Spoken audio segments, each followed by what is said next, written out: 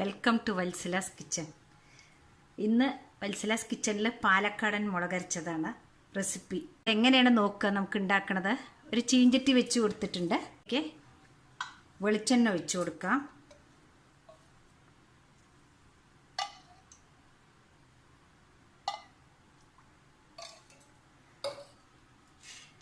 ഇതിന് ചെറിയ വെങ്കായമാണ് നന്നായിരിക്കുക. വലിയ ഉള്ളിയേക്കാളും നന്നായിരിക്കേണ്ടത് ചെറിയ വെങ്കായമാണ്. അപ്പോൾ അത് കുറച്ച് ചെറിയ വെങ്കായം തൊലിച്ച് വെച്ചിട്ടുണ്ട്. അത് ആ വെളിച്ചെണ്ണയിൽ ഇട്ട് കൊടുത്തിട്ടുണ്ട്.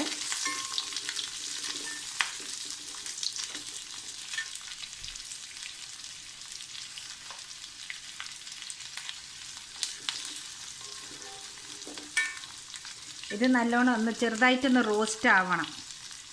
വെളിച്ചെണ്ണയാണെങ്കിൽ അതിനധികം ടേസ്റ്റ് ഉണ്ടാവും.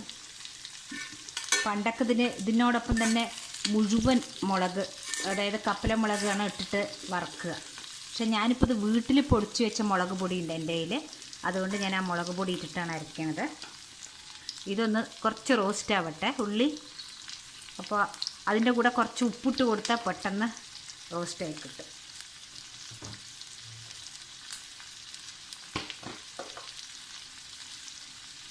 ഇതിലേക്ക് കുറച്ച് ഉപ്പിട്ട് കൊടുക്കുന്നുണ്ട്.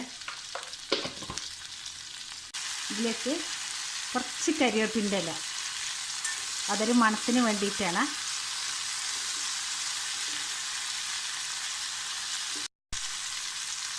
ഇത് വറക്കാതെ അരയ്ക്കണവരും ഉണ്ട്.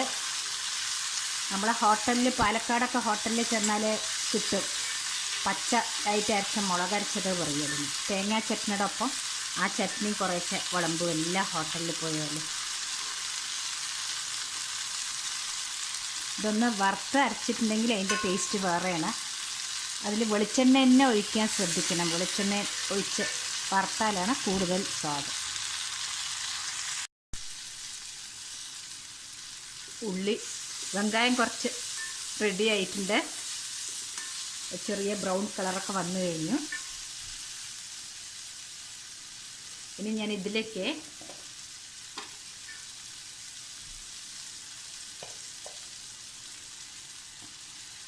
ഒരു 2 സ്പൂണ്, കഷ്ടി 2 സ്പൂണ്, 1.5 സ്പൂൺ മതി. ഞാൻ പൊടിച്ച മുളകായതുകൊണ്ട് കുറച്ച് എരിവ് അധികം ഉണ്ടാവും. 1.5 സ്പൂൺ മുളക് പൊടി ഇട്ട് കൊടുത്തിട്ടുണ്ട്. ഇതിലേക്ക് ഉപ്പ് നേരത്തെ ഇട്ട് കൊടുത്തിട്ടുണ്ട്. ഇനി അരയ്ക്കുമ്പോൾ പോരാ തോന്നിയാൽ കുറച്ച് ചേർത്ത് കൊടുക്കാം. ഇത് ഇനി ചെറിയ തീയിലൊന്ന് റോസ്റ്റ് ആവണം.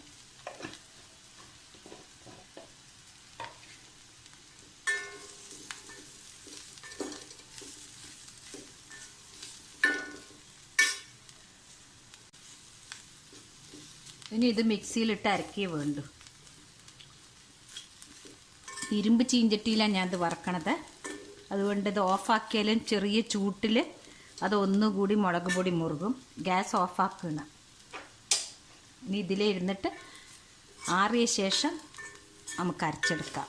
അപ്പം നമ്മുടെ മുളകരച്ചത് റെഡിയാവും. ഒരു ട്രിപ്പ് അരച്ചിട്ടുണ്ട്. ഇതിൽ വെള്ളമൊന്നും ഒഴിക്കാൻ പാടില്ല. ഈ വെറി ഉള്ളി വറുത്തത് മാത്രമാണ് അരയ്ക്കുക. മുളകരച്ചത് റെഡിയായിട്ടുണ്ട്. ഇതിലേക്ക് ഇനി വറുത്തിടേണ്ട ആവശ്യമില്ല. നമ്മൾ ഒരു സ്പൂണ് പച്ച വെളിച്ചെണ്ണ, അത് ആവശ്യമുള്ളവർ ഒഴിച്ചാൽ മതി. ചിലവർക്ക് വെളിച്ചെണ്ണയുടെ ടേസ്റ്റ് അങ്ങനെ ഇഷ്ടമല്ലാത്തവർ ഒഴിക്കണ്ട.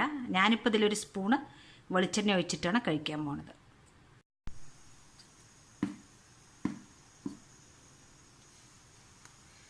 ഞാനിപ്പോൾ ഈ ദോശയുടെ കൂടെയാണ് ഈ മുളക് ചട്നി.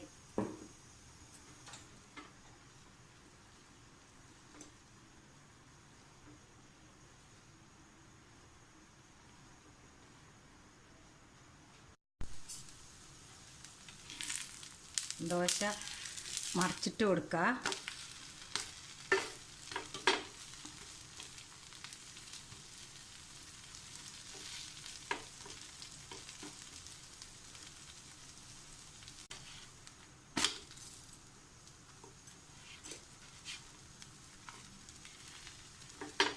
അങ്ങനെ ഈ റോസ്റ്റ് ദോശയുടെ ഒപ്പമാണ്